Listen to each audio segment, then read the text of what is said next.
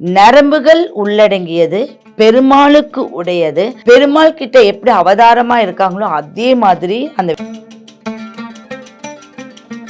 மாசாணி அம்மன் கோயில்கள், பத்ரகாளி அம்மன் அமைப்பு இவங்களெல்லாம் வச்சு வீட்டில் வழிபடக்கூடாது. அப்ப குடும்ப வாழ்க்கை குலதெய்வம்னா 3 தலைமுறை சேர்ந்து ஒரே தெய்வத்தை வழிபடுறதான் குலதெய்வம். எனக்கு தெரியல நாங்கள் என்ன தெய்வம் கும்பிடுறது அப்படின்னா, அதனால தான் பிரம்மா, சிவன், விஷ்ணு அப்படின்னு சொல்றாங்க. அதுல சிவ வழிபாடும் பெருமாள் வழிபாடும் ரொம்ப சிறந்த விஷயம். அவங்க குலதெய்வமா நம்மளுக்கு ஆக மாட்டாங்க, ஆனால்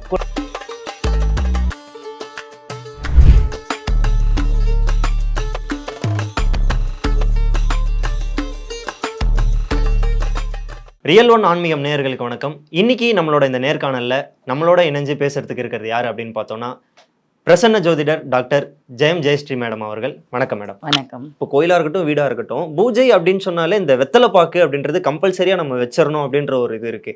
எதனால மேம் அந்த வெத்தலை பாக்கு அப்படின்றது எல்லா பூஜையிலுமே இடம்பெறுது? வெற்றிலை என்பது ஆண், பாக்கு என்பது பெண். ஓகே, அப்ப வெற்றிலை தெய்வ வழிபாடு. இப்போ ஒரு பிரசனத்துக்கு வராங்க எங்க கிட்ட, அவங்க வெற்றிலை பாக்கு கொண்டு வருவாங்க. அப்ப அந்த வெற்றிலையில வெற்றிலையோடைய எண்ணிக்கை இப்போ 10 வெத்தலை கொண்டு வராங்கன்னா 11 பாக்கு அதுல இருக்கணும். அப்பதான் அவங்களுக்கு மகாலட்சுமி அம்சம் இருக்குன்னு நாங்க சொல்லுவோம். இது ஒரு வெற்றிலை பிரசனம். அப்போ வெற்றிலைக்கு குறைவா பாக்கு இருக்கக்கூடாது. ஓகே, தேங்காய், பழம், வெற்றிலை, பாக்கு, இதுதான் முடிவு. அப்ப இந்த வெற்றிலை என்பது நரம்புகள் உள்ளடங்கியது, பெருமாளுக்கு உடையது. பெருமாள் கிட்ட எப்படி அவதாரமா இருக்காங்களோ அதே மாதிரி அந்த வெற்றிலையுடைய அம்சம். வெற்றிலை என்பது புதனுடைய அம்சம். அதுல ஆண் வெற்றிலை, பெண் வெற்றிலைன்னு 2 விஷயங்கள் இருக்கு. அப்போ அவங்க கொண்டு வர்றது ஆண் வெற்றிலையா பெண் வெற்றிலையா, இந்த 2 வெற்றிலையில எந்த வெற்றிலை நம்ம சரியில்லை, இது எல்லாமே நம்ம பார்க்குறோம்.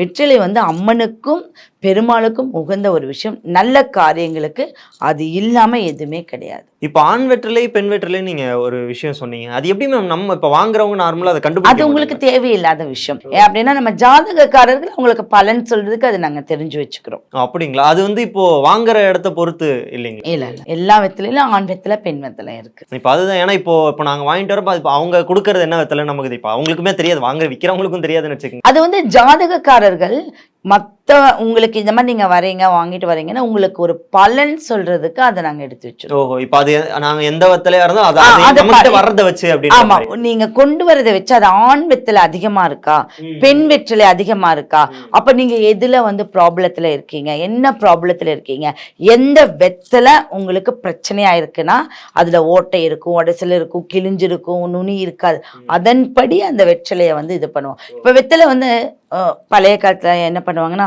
மேல ஒரு கிள்ளு, கீழே ஒரு கிள்ளுவாங்க இல்லையா? அது என்னன்னா சனி பகவானும் யம தர்மராஜனும் குடியிருக்கக்கூடிய அமைப்பு, நடுவுல மகாலட்சுமி. ஆமா, ஓகே ஓகே மேம். இது ரொம்ப நாளா நிறைய பேருக்கு இந்த இருந்திருக்கும். அதனால அந்த காம்பையும் நுனியும் சாப்பிடக்கூடாது அப்படின்னு. ஆமா, நிறைய பேர் அதை பிச்சு போட்டுட்டு அது ஒண்ணுதான் பிடிக்கும். சின்ன பசங்க எல்லாம் வெத்தலை போடக்கூடாதுன்னு சொல்லிட்டு அந்த காம்பை மட்டும் கிள்ளி போடுவாங்க, அவ்வளவுதான். அது மந்தமா இருக்கும் அந்த குழந்தைங்க. ஓஹோ, அப்ப அது கொடுக்க கூடாது. இப்போ வரைக்கும் நிறைய பேருக்கு அது குழப்பமா. அப்படின்னா அவங்க கிள்றாங்க இல்லையா, வெத்தலை கிள்ளும் போது இவ்வளவு தூரம் காம்பு விட்டு கிள்றாங்க. அப்ப அந்த காம்புல விஷத்தன்மை இருக்கும். வெற்றிலையில பாத்தீங்கன்னா நாகம் இருக்கும். வெற்றிலை நாகம் கேள்விப்பட்டிருக்கீங்களா? ஆமா, வெத்தலையா அப்படி பிளாட்டா இருக்கும். அப்ப அந்த நாகம் அந்த அந்த பாயிண்ட்ல இருந்து தான் வருமா, நுனியில இருந்து கீழே போயிடுமா. அப்ப நம்ம அந்த நுனிய பாயிண்ட் அளவுக்குலாம் கழுக முடியாது. அதே மாதிரி அந்த வேரையும் நம்ம இது பண்ணுவோம். அதனால தான் அந்த இடத்த கீழே கிள்ளிடுவாங்க. வெத்தலை பார்த்தீங்கன்னா இப்படின்னு தேய்ப்பாங்க.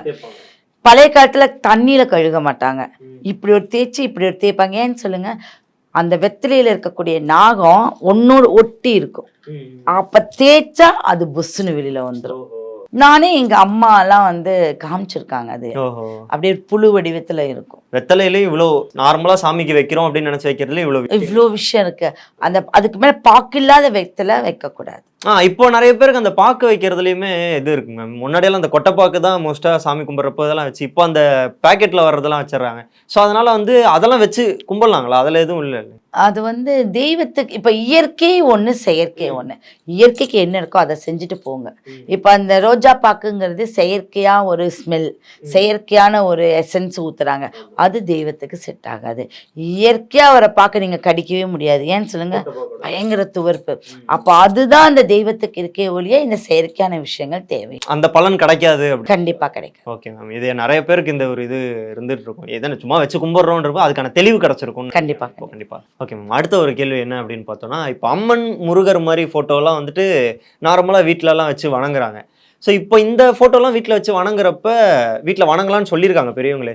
ஏன் இந்த மாதிரி இந்த முனீஸ்வரன், கருப்பசாமி, இந்த காளி அந்த மாதிரி ஃபோட்டோலாம் வச்சு வணங்காததுக்கு ஏதாவது காரணம் இருக்குங்களா? நீங்க முதல் கேட்ட ஒரு கொஸ்டினுக்கே இது ஆன்சர் வந்துருச்சு இல்லையா? எப்படின்னா, அம்மன், முருகன் வழிபடக்கூடிய தெய்வங்கள், இவங்க நம்ம வந்து நம்மளுக்கு பரிகார ஸ்தலங்கள் அப்படின்னு சொல்லிட்டேன். அப்புறம் அப்படிப்பட்டவங்கள அவங்க அந்த இடத்துல தான் போய் நம்ம வந்து கும்பிடணும். அம்மன் வழிபாடு அப்படிங்கிறது வந்து எந்த விதமாக இருந்தாலும் அந்த அம்மன் வழிபாடு நம்ம செஞ்சுக்கலாம். அப்ப சனி பகவான் வந்து பயிற்சி ஆகுது, என்ன சொல்றாங்க, சனி பயிற்சி, 7.5 சனி. அது அம்மனுக்கு அந்த மாதிரி கிடையாது இல்லையா? இப்ப முருகனுக்கு அந்த மாதிரி கிடையாது, ராகு பயிற்சிக்கு இது பயிற்சி அப்படிங்கிறதுலாம் இல்லை. அதனால இவங்களுடைய வழிபாடு நம்ம முன்னோர்கள் வழிவகுத்து கொடுத்துருக்காங்க. இதனுடைய கோயில்களுக்கு என்ன பண்ணணும், அதனாலதான் இந்த மாதிரி கடவுள்களை வீட்டிலேயே வச்சு வழிபடுறதுக்கு நம்மளுக்கு ஆரம்பத்திலேருந்து கற்றுக் கொடுத்துருக்காங்க. அப்ப நம்ம 3 தலைமுறை, எவ்வளோ தலைமுறை ஆனாலும் சனி பகவானையோ, ராகு கேதுவையோ, காளியோ வச்சு வழிபடுவது நம்மளுக்கு பழக்கமா அவங்க சொல்லி கொடுக்கல. இந்த ஒரு கேள்வி எனக்கு என்ன குழப்பம் அப்படின்னு பார்த்தோம்னா, இப்போ கருப்பசாமியும் முனீஸ்வரன் எல்லாம் குலதெய்வங்களா சில பேர் வச்சிருப்பாங்க. ஆனா அந்த குலதெய்வங்களையுமே வீட்டில் வச்சு நம்ம வணங்க முடியல. இந்த மாதிரி சாமிங்கெல்லாம் இப்போ காலையெல்லாம் வந்துட்டு வீட்டில் வச்சு வணங்க முடியல அப்படின்றப்ப அதுக்கான காரணங்கள் ஏதாவது இருக்கா? காரணம்லாம் ஒண்ணும் இல்லை. கருப்பு சாமியை வீட்டில் வழிபடும் போது அந்த கோயிலுக்கு போகக்கூடிய புண்ணியம் இருக்க, குலதெய்வம்னா என்னன்னா கஷ்டப்பட்டு அந்த இடத்துக்கு போய், அது வந்து குலதெய்வம் ஈஸியா நீங்க பாத்திர முடியாது. ஒரு காட்டுக்குள்ள இருக்கும், இல்ல வள்ளித்தடம் வந்து நம்மளுக்கு ஈஸியா இருக்காது. அப்ப அந்த இடத்துக்கு போகும்போது ஒரு வைப்ரேஷன் கிடைக்கணுங்கிறதுக்காக தான் குலதெய்வத்தை வருஷத்துக்கு ஒரு முறை எந்த ஊர்ல இருந்தாலும் போய் பார்ப்பாங்க. கேள்விப்பட்டிருக்கீங்களா?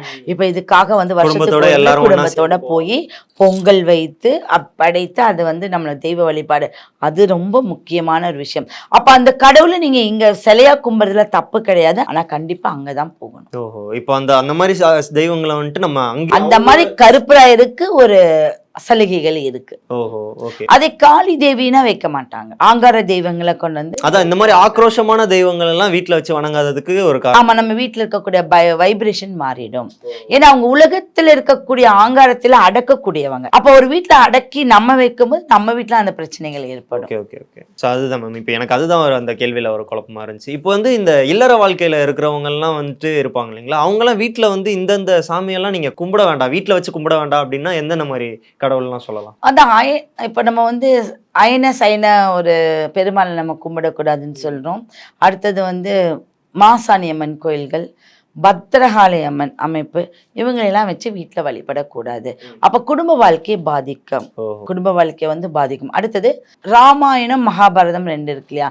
அதுல மகாபாரதத்துல இருக்க குருச்சேத்திரத்தோடைய போருக்கு உண்டான தேர் இழுத்து அது வந்து நம்ம வீட்டுல வைக்க கூடாது. ஆனா நிறைய பேர் அந்த போட்டோ வந்துட்டு வீட்டுல கண்டிப்பா வைப்பாங்க. அது பாத்தீங்கன்னா அது அவங்க வந்து ஒரு தெய்வீகமா படிக்கிறேன் அப்படிங்கிற பேர்ல சொல்லுவாங்க.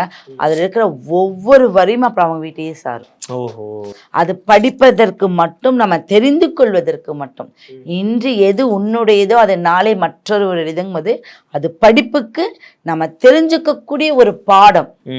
இப்போ நம்ம பாடம் படிக்கிறோம், நம்ம வீட்டுல எல்லா பக்கமும் அதை நோட்ஸ் பண்ணி வச்சுக்கிட்டா அப்படி இருக்கும். அதே மாதிரி பாடத்தை நம்ம கத்துக்கிறோம், அதை செயல்படுத்தணுமே ஒழிய அது ஸ்டாச்சுவா வைக்க கூடாது. ஓகேவா? ஏன்னா அந்த 16 நாள் போர்ல என்னெல்லாம் இழந்தாங்க, வீடு வாசல் நாடு குடும்பம் மக்கள் மனைவி எத்தனை பேர் இழந்தாங்களா, அந்த போருக்குண்டான வாசகம் படிப்பினைக்கு மட்டுமே. Okay ma'am. இப்போ இந்த மாதிரி இந்த போட்டோ விஷயங்கள் அப்புறம் இந்த இதெல்லாம் வந்தப்போ சில பேர் வந்து இந்த அவங்களோட படுக்கை அறையா இருக்கட்டும், இல்லைன்னா சமையல் அறை, வீட்டுல வந்துட்டு எந்த இடம்னு பார்க்காம வந்து கடவுள் போட்டோ இருக்கு அப்படின்னு சொல்லிட்டு மாட்டி வச்சிடறாங்க. ஏதாவது ஒரு இடத்துல கடவுள் போட்டோ வந்து படுக்கை அறையில இருக்கிறது நல்லது இல்ல. அதுதான் இப்போ கேள்வி. ஏன்னா நிறைய பேர் வந்துட்டு என்ன பண்றாங்க, வீட்டுல சரி இடம் இருக்கே அப்படின்னு சொல்லிட்டு ஒரு போட்டோ, நல்ல அழகான போட்டோவா கூட இப்போ நம்ம இந்த கிருஷ்ணர்லாம் பார்த்தோம், கிருஷ்ணர் போட்டோலாம் சரி ஓகேன்னு வாங்கிட்டு வந்துட்டு வீட்டுக்கு படுக்கை அறையில வச்சிடறாங்க. இருக்கக்கூடாது. இறந்தவங்க போட்டோவும் இருக்கக்கூடாது.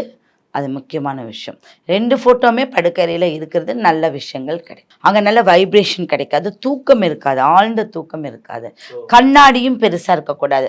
கண்ணாடி இருக்கலாம், அவங்க எந்திரிச்சுன்னா ரொம்ப ஆள் உயரத்துக்கு முகம் பார்க்குற கண்ணாடி இருந்துச்சுன்னா ஸ்க்ரீன் போடுறது ரொம்ப நல்லது. இப்போ இந்த பீரோலாம் கூட இருந்தாலும் நம்ம எழுந்து முகம் பார்த்து எழுந்தோடனே ஃபர்ஸ்ட் முழிக்கிற அளவுக்கு இருக்கக்கூடாது. ஓகே. ஆனா சில பேர்லாம் வந்துட்டு இந்த எழுந்தோடனே நீங்க வந்து உங்க முகத்தையே நீங்க உங்க முகத்தை தானே பார்க்க சொல்றாங்க. அதுதான் இப்போ 2 கைகள் சேர்ந்தால் பிரபஞ்சம். இப்போ பிச்சை எடுக்கிறான், பிஷாம் தேகி அப்படின்னா என்னன்னா கடவுள்கிட்ட நம்ம கேட்குறோம், நம்ம அனுகிரகம் கேட்குறோம். அப்படி அந்த இப்படி குமிச்சாவே ஒரு தெய்வ சக்தி நம்மளுடைய பஞ்சபூதங்கள் அடங்குது. அதை வந்து முகம் பார்க்கறது உங்க ஃபேஸ் இங்க பாருங்க, எல்லா கிரகங்களும் இதுக்குள்ள இருக்கு. சூரியன் மேடு சுக்கிரன் மேடுலாம் சொல்றாங்க இல்லையா, அத்தனை விஷயங்களையும் நீங்க உள்ளடக்கி உங்க முகம் பாருங்க அப்படின்னு சொல்றாங்க. ஓகே. இப்போ அதுதான், இப்போ ஏன்னா நீங்க இந்த எழுந்திருக்க கூட ஏன்னா உங்க முகத்திலே முடிச்சுங்க அப்படின்ற மாதிரி இருக்கும் திறந்து பார்த்துட்டு. இப்போ சில பேர்லாம் சொல்லுவாங்களே மேம், அதெல்லாம் உண்மையானு எனக்கு தெரியல. இப்போ எழுந்தவொடனே சில பேர்லாம் முகத்திலேயே முழிச்சேன் அப்படின்ற மாதிரிலாம் இருக்கும்ல. ஸோ அந்த மாதிரி இப்போ ஏதாவது லக்கியான ஒரு விஷயங்கள் இருக்கலாம், எழுந்தோடனே இதை பார்த்தா நல்லது அப்படின்னு சொல்லிட்டு. லக்கி அப்படின்னா நம்ம மனசு அப்படி எந்திரிச்சுன்னு ஒரு ஃப்ளவர் பார்க்குற மாதிரி, ஒரு நல்ல ஒரு சீனரிஸ் பார்க்குறோம். அதனால் பெட்ரூமில் பார்த்தீங்கன்னா பெரிய ஆட்கள் எல்லாம் நல்ல சீனரிஸ் தான் வச்சுருப்பாங்க. தண்ணி கொட்டுற மாதிரி, ஃப்ளவர் வந்து பூக்கிற மாதிரி, அந்த ஆர்டிஃபிஷியலாக இருக்கோ இல்லையோ அந்த ஸ்டாச்சு வந்து சூப்பராக இருக்கும். அப்போ மனசுக்கு வந்து காலையில் எந்திரிச்சுன்னு ஒரு நிம்மதி கொடுக்கும். அந்த மாதிரி தான் வைக்கணும். நம்மளுடைய இப்போ அப்பா இருக்குது, அம்மா இருக்காங்க, இறந்துட்டாங்க, அவங்களுடைய நம்ம பாசமாக இருக்குது, அவங்க முகத்துல தான் பார்க்கணும் போது என்ன இருந்தாலும் அது தாக்கம் காலையிலேயே நம்ம மைண்டுக்கு வந்துடும். ஆனால் அந்த நாள் பூரா மந்தமாகவே இருப்போம். கடவுள் ஃபோட்டோ வந்து அங்கே நல்லா குடும்பம் நடத்துறதுல கடவுள் ஃபோட்டோ அவமதிக்கிற மாதிரி அது இருக்கக்கூடாது. ஓகே மேம், அடுத்த கேள்விக்கு போயிடுவோம். என்னன்னா இப்போ குலதெய்வம் சில பேருக்குலாம் தெரியாமே இருக்கும், அவங்களாம் எந்தெந்த தெய்வங்களை வழிபடலாம் மேடம்? குலதெய்வம் எல்லாத்துக்குமே இருக்கு, முன்னோர்கள் சொல்லி கொடுக்கல, அவ்வளவுதான். இப்போ உங்களுடைய சர்க்கிளில் வந்து இப்போ உங்க அம்மா அப்பா சொல்லி கொடுத்துருப்பாங்க, நீங்க வழிபடுவீங்க. அவங்களுக்கு அவங்க அம்மா அப்பா சொல்லி குலதெய்வம்னா 3 தலைமுறை சேர்ந்து ஒரே தெய்வத்தை வழிபடுறதான் குலதெய்வம். அவங்களுக்கு வந்து ஆதி காலம் அந்த காலம்லாம் கிடையாது. இப்போ ஒரு ஊர்ல பிறந்திருப்பாங்க, அவங்க வந்து 3 தலைமுறையா ஒரு தெய்வத்தை வந்து கும்பிட்றதான் குலதெய்வம். அப்போ அந்த தெய்வத்தை வந்து அவங்க நல்லா பிரார்த்தனை பண்ணும்போது அவங்களுக்கு நல்ல விஷயங்கள் தனிப்பட்ட முறையில் அவங்களுக்கு செய்யும். ஓகே.